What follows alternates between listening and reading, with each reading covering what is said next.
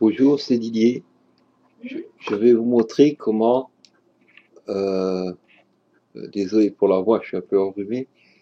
Je vais vous montrer comment faire fonctionner certaines fonctionnalités Windows sous Mint et comment changer ce fond d'écran et ainsi de suite. Donc je vais d'abord commencer par les fonds d'écran.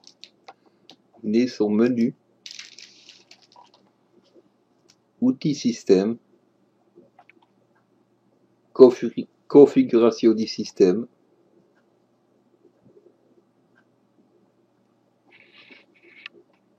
Vous agrandissez. Donc ici, vous avez les fonds d'écran, vous cliquez. Un seul clic suffit.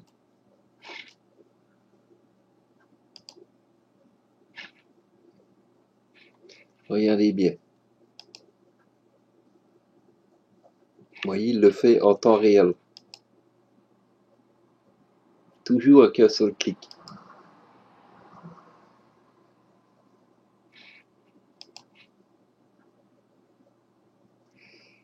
Regardez la définition des images. Et pourtant, regardez ce que j'ai comme mémoire vidéo active sur la virtual machine. Vous allez me dire, bon, moi je veux pas ça, je veux autre chose. Mettez dans la barre de tâches. Vous venez sur Firefox.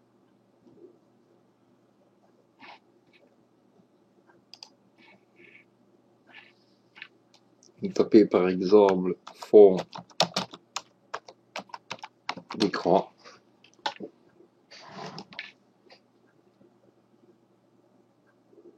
Voilà. Nous allons dire que celui-ci nous intéresse. Cliquez dessus. Clic droit. Enregistrer l'image sous.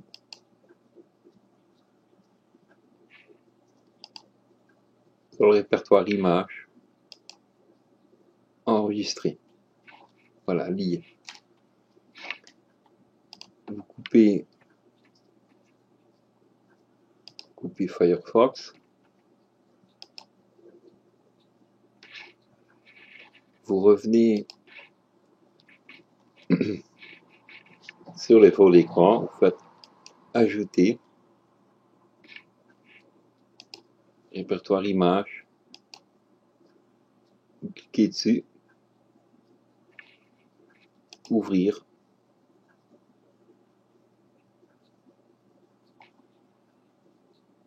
et il va mettre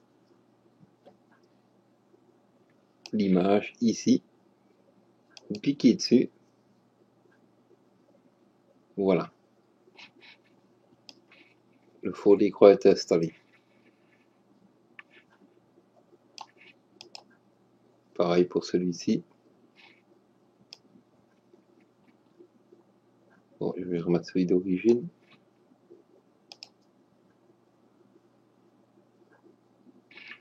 Voilà. On revient dans tous les paramètres. Les thèmes, c'est identiquement la même chose. Et on a aussi l'affichage. Si vous voulez un affichage plus défini, voilà ce que vous pouvez mettre. Moi, je suis sur celui-là. Vous réglez un peu votre Linux Mint comme vous voulez. Maintenant, on m'a posé la question de savoir si les logiciels Microsoft tournaient sous Linux. Désolé pour le bruit. Oui, les logiciels Microsoft tournent sous Linux. Comment fait-on? Menu. Et on va aller chercher ce que je vous disais, le synaptique, que vous utiliserez très souvent, le voici. Vous cliquez dessus, tapez votre passe,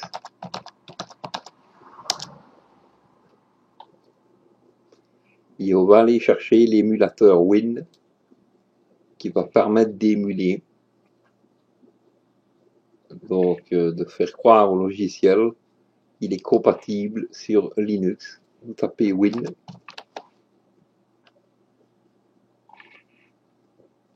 cliquez, sélectionnez pour installation, ajouter à la sélection,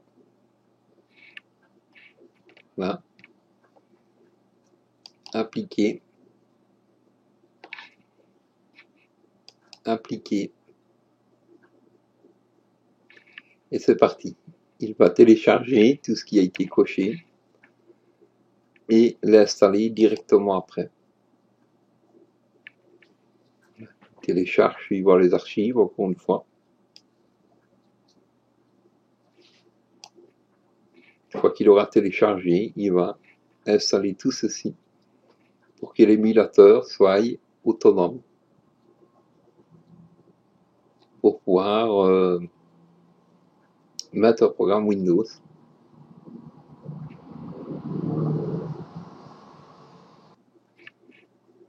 Voilà. Ici, il est en train d'installer ce qu'il vient d'aller chercher. Il est en train de les décompresser, de les installer. Vous voyez ici, en terminal, ce qu'il est en train de réaliser. Alors, suivant.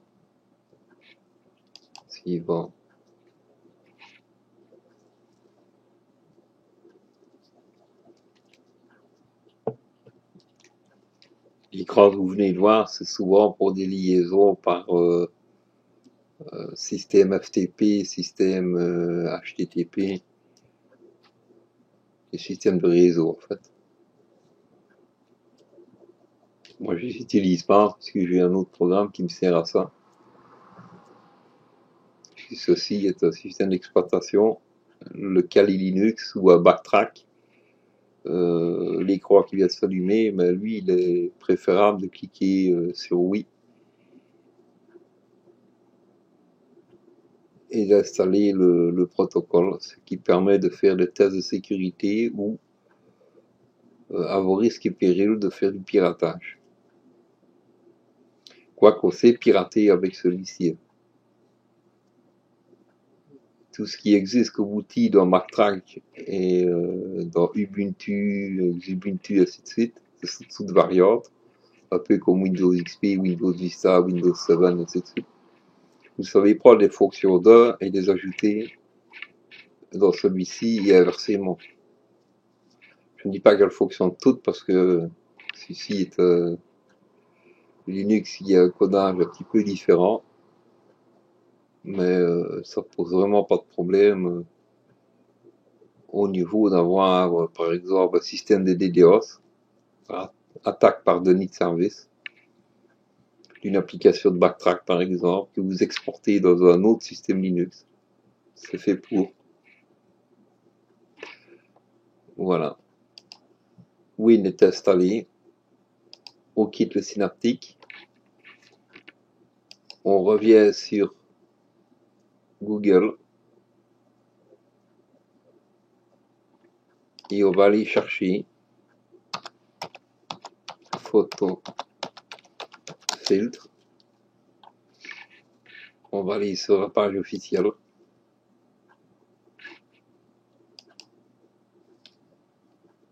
Et on va demander qu'il installe photofiltre. Télécharger. Donc on va prendre la dernière version en cours.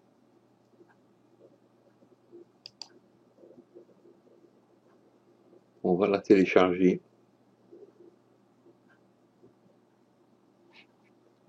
Enregistrer.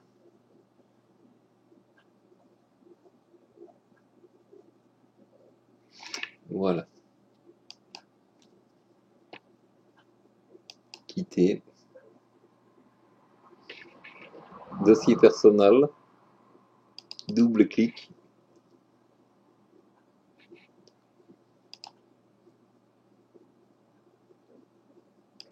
Double clic sur téléchargement. Photofiltre est là.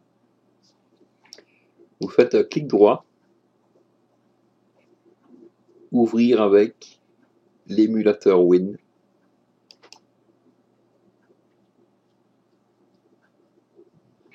L'émulateur se met en route.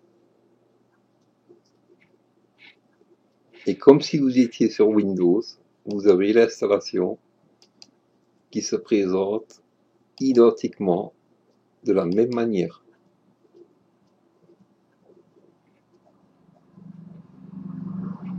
Lancez Photofiltre.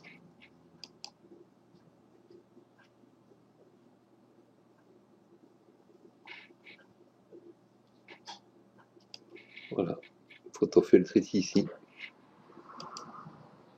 Fonctionnel.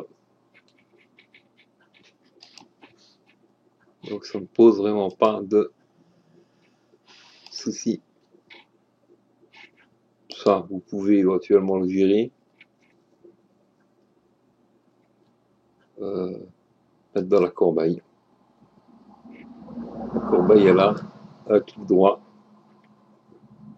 Vider la corbeille. Vider. Et votre photofiltre est ici, avec le fichier lui appartenant pour le faire fonctionner. La preuve.